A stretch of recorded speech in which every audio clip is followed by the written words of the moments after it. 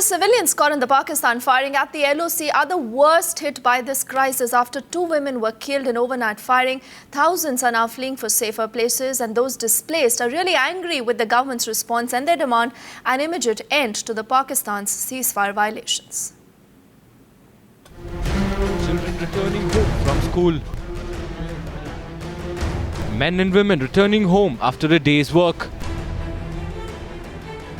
All running for their lives as Pakistan steps up shelling at the border. हमें सब यहाँ रहने का दिल नहीं करता, कैसे रहेंगे? Caught in the crossfire, the last few days have been a fight for survival for these residents of villages at the Samba sector along the LOC. बहुत परेशान है और बहुत मुश्किल सिचुएशन है। बॉर्डर के लोगों का जीना, बॉर्डर के लोगों का रहना, बॉर्डर के लोगों का आना जाना।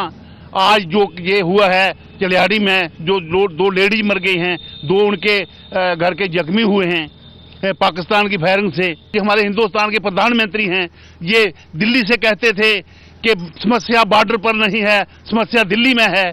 आज समस्या बॉर्डर पर है, जिनके लोगों के 5 आदमी मर गए हैं। जो भी बॉर्डर पर टेंशन बनी हुई है, क्योंकि मैं आर्मी से रिटायर हूँ, पहले ये कभी नहीं हुआ करता था कि सिविल पर फायर की जाते। आजकल आर्मी सिविल पर खास करके फायर कर रही है, जिसकी वजह से बॉर्डर के लोग बहुत परेशान हैं। और जिनको गवर्नमेंट की तरफ से जो एड हम मांगी थी, पहले मांगे थे कि 5 मरले का प्लाट पीछे दिया, वो नहीं दिया गया। और जो बंकर की डिमांड थी वो भी नहीं की गई। गवर्नमेंट हमारी भी उसी वक्त जागती है जब लोगों पर फायरिंग होती है। तो मेरी यही कहना है कि ये जो दोनों देशों के बीच में ये टेंशन बनी हुई है, ये खासकर जो देहाती लोग, पिंड लोग, गाँव के लोग हैं, सिविल लोग हैं, उनके लिए परेशानी के बात बनी हुई है। The latest flare-up along the LOC has already claimed nearly 7 lives, including that of a 70-year-old woman, and injured over 50. Fearing for their lives, those who have survived the assault are now migrating to safer places. After Anya sector, intense shelling from the Pakistan side has triggered migration even in the Samba area. You can see many of these families short while back because of the shelling from Pakistan side. They have reached here at the Chichi Mata temple along with women and children. See, large number of women and children had been forced to abandon their homes because of the shelling from across the border. They are here, they spent the night out in open. So this is a very difficult situation for them. हमें रात को 8 बजे भागना पड़ा, हम अलग-अलग बिछड़ गए हैं, हमारे गांव के सभी लोग निकल गए हैं और हमारे साथ कब तक ऐसा होता रहेगा। हमारे छोटे-छोटे बच्चे हैं, हमें बहुत तंगी होती है जब आना पड़ता है। As they continue to battle the intense shelling, some villagers are angry with the response so far. सरकार को मुंह तोड़ जवाब देना चाहिए। बाकी राशन पानी जहाँ जहाँ ठहरे हैं लोग, उनको व्यवस्था होनी चाहिए। पूरा बॉर्डर यहाँ उठ के कालीबड़ी में आ गए हैं, कुछ सांबा में चले गए हैं, कुछ स्कूलों में ठहरे हुए हैं और उनको खाने पीने की बहुत दिक्कतें हो रही हैं।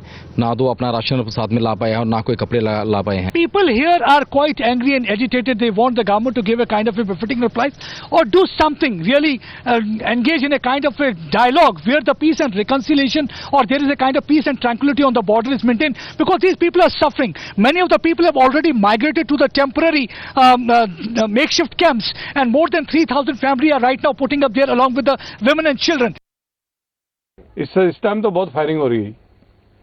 कितने बम पड़े हैं गांव में? आगे पीछे आपके आगे बहुत ही फायरिंग हो रही है जी, कोई गिनती नहीं है, कोई हिसाब नहीं है कितने बम पड़े हैं। बहुत नुकसान हो रहा है इस टाइम।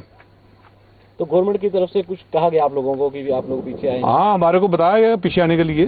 तो अभी हमारे आए हुए आदमी पीछे आए हुए, आगे गाँव छोड़ करके अपना घर बार छोड़कर आए हुए हैं। पिछले 7 दिन से लगातार फायरिंग हो रही है। हमारे लोग मारे भी जा चुके हैं और ऐसे इलाकों में गाँव में आके फायर पड़ रहे हैं। और बादस्तूर सरकार के कहने के बावजूद भी, पाकिस्तान सरकार को कितनी बार जताया भी गया है, उसके बावजूद भी फायरिंग लगातार जारी है और लोग मर रहे हैं। आज सब लोग प्लान करके आपसे पहले थोड़ी देर निकल गए हैं। हम भी यहाँ किसी सारे शरण लिए हुए बैठे हुए हैं। अगर ऐसी हालत रही तो हमें भी घर छोड़ना पड़ेगा। कहना क्या कि हमारा तो जीना एकदम इतना हराम हो गया कि क्या बता सकते हैं आपको। क्या जब भी फायरिंग होती इतने मुश्किल होता हमारा, तो हमारे बच्चों की पढ़ाई खराब हो रही है, बुजुर्गों के लिए मुश्किल हो रहा है, पशु के लिए इतना हरासमेंट हो रहे हैं कि हम शाम को तकरीबन 7-8 बजे घर छोड़कर पीछे सेफ जगह पर पहुंच जाते हैं और फिर सुबह घर में जाते हैं। लेकिन गवर्नमेंट की तरफ से कोई फैसिलिटी नहीं है।